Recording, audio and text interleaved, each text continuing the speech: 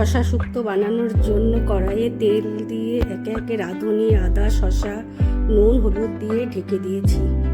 কিছুক্ষণ পর দুধ আর চিনি দিয়ে শসা শুক্তো নামিয়ে নিলাম।